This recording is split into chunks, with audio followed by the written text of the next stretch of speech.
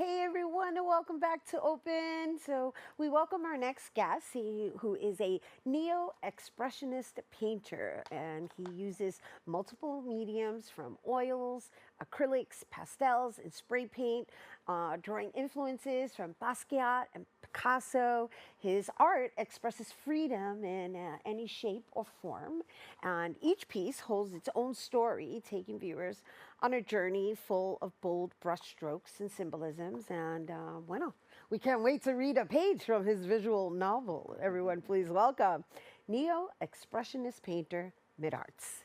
Hello and welcome. Welcome. Thank you for having me here. Well, thank you for being here. And what I didn't mention is that you're a Bronxite. Yes. Even though you relocated, and we acknowledge you for making your way back just to be here in studio with us today. Yes. But you're a Bronx bred. Born and raised. West side of the Bronx, 176 University, 1520 Cedric Avenue. My grandmother raised me in 1520, the home of hip hop. That's what's up. Yeah, Wow, yeah, amazing. Yeah. I know Kool Herc, all of them. Oh, nice, nice. All right, we're throwing you back. We're going to throw a little history in there. A little hip hop. Yeah. No, but you know why? Because here's the thing. Yeah, I really appreciate that you relocated upstate, right? And not that I appreciate that you relocated upstate, but that even though you relocated upstate, that it was so important for you to make your way back here in studio to share your story with our viewers. So I wanted to open up with setting that as the foundation because it's part of your DNA. Yes. No matter where you are. Yes, no matter where I am, my heart is in the Bronx. That's where I'm from. So moving to Port Jervis, because we live in Port Jervis, New York, which is about an hour and a half from here. It's very different, totally different from the city. The city is very, fast-paced, moving. It's very slow up there. So for me, it was like a drastic change. So. And you went up there during the pandemic. During the pandemic, right. Yes. Yeah, I did my homework. I did my homework. Yes. And because I get it, it was like, you know what, maybe it's time to try something different, Something different. So I set it up this way so that we can understand, like, having relocated, did that inspire you to really immerse yourself in neo-expressionism? Absolutely. When I was younger, I drew, and I didn't really paint, but when I got up here, were you a spray painter first? I want to know because it's like this is a very interesting style for you to decide this is the direction I'm going in. Yes. And while we're at it, can we also educate our viewers on what neo-expressionist means? Well, being a neo-expressionist artist, it has a lot to do with abstract symbolism, figures and weird shapes and skulls and eyes and crazy lines. It's very like it's not traditional. Not traditional, no, not at all. So, like I said, being from the Bronx and coming up to Port Jervis, the pace was totally different. I was like, I need to find a hobby, something to do. It's so boring here. So I decided one day, I told my wife, I said, hey, let's go to Walmart. Let me get some paint and some brushes. And next thing I know, voila. I started doing it every day, and the next thing I know, I started developing the style. I was watching a lot of art documentaries and. So you self-taught? Yes, I am. I am self-taught. Yes. Interesting. So how many do you have under your belt now? About 300 works. 300 pieces. About 300 works. I know you're on display right now. How many of your pieces are on display? Right now, I have three pieces displayed in Newburgh, New York, at the Bank Art Gallery, and I have 4 pieces displayed at my local gallery, Upfront Exhibition Space in Port Jervis, New York. Wow. And so are all of your pieces this size? No, I have pieces much bigger than that. Really? Yes. Oh, these are the small ones? You brought us the small ones? These are actually small, yeah. These are actually small. So how long does it take you to make something like this? Literally a day and a half. A day and a half? I'm really fast. Yeah.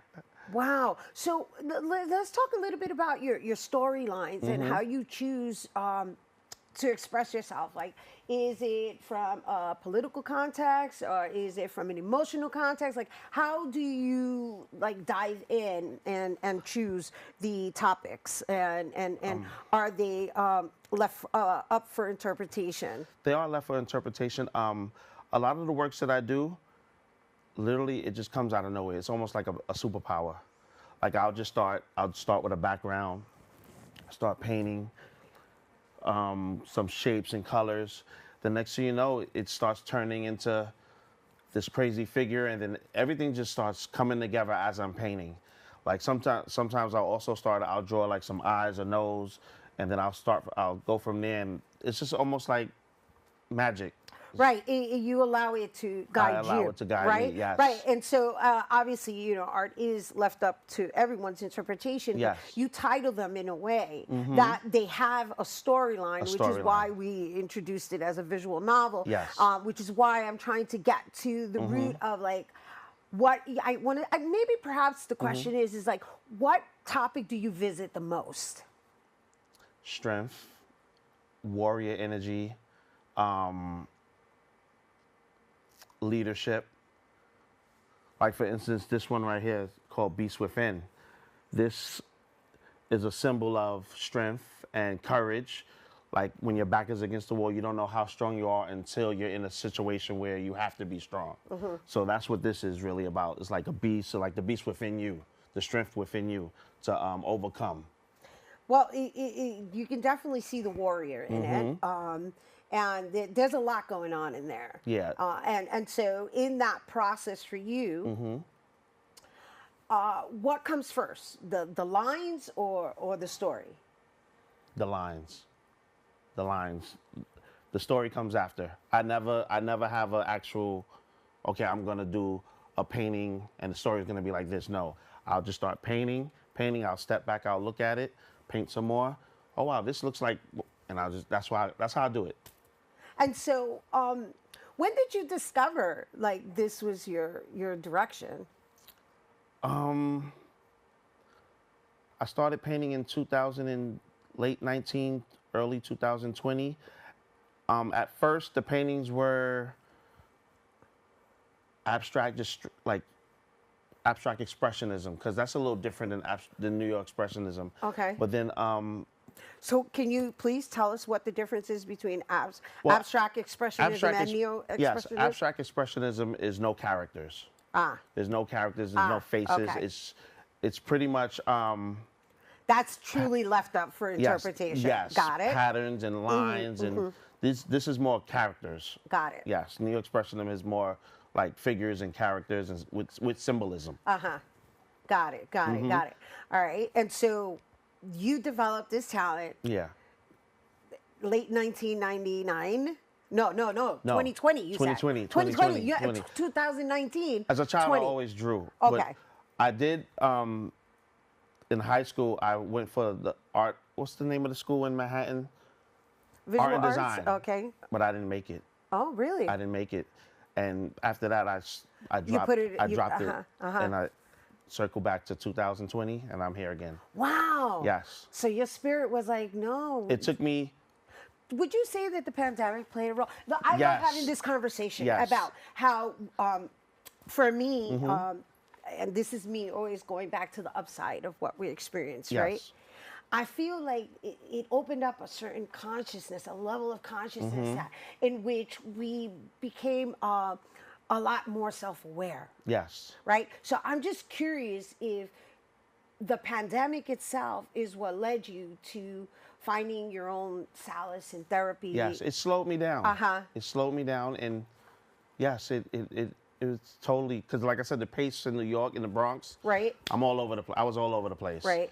I was able, once I get to Port Jervis, able to settle down and trees, birds, and something totally different from the garbage, the loud trucks, the everything. So I was able to zone in and just find something that I love to do. And put it on canvas. Put it on canvas. Right, because, you know, as artists, we're all over the place. Yes. And for me, it's a blessing, and I get it. You know, like, it could be a lot, it could be very noisy, and you could be very distracting. Yeah. And so now you were able to, like, just zone in. Yeah.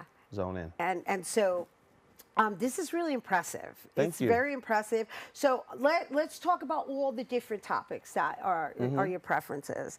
You already gave me the characteristics. Let's talk about the topics. Topics as in... well, we did a warrior. Okay. Right? Okay, let's go to this one. This one is called Kiyobata. That's, in translation, Japanese, that means yellow rose. So in Japan, the yellow rose is a symbol of, like, say for instance, you have a friend who is going through something, so you give them a yellow rose to tell them, I'm here for you. It's like also friendship.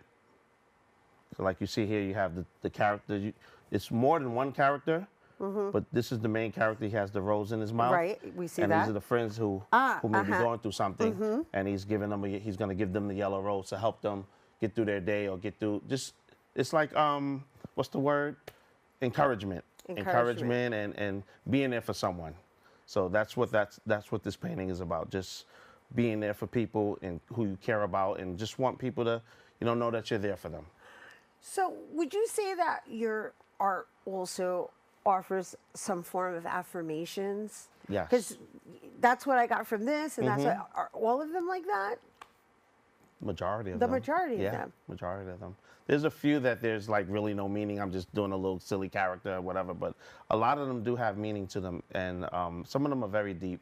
I mean, that was a beautiful breakdown you just gave us. Thank you. I wouldn't know that, right? Yeah, And so yeah. what is the title of this piece? Kiobata.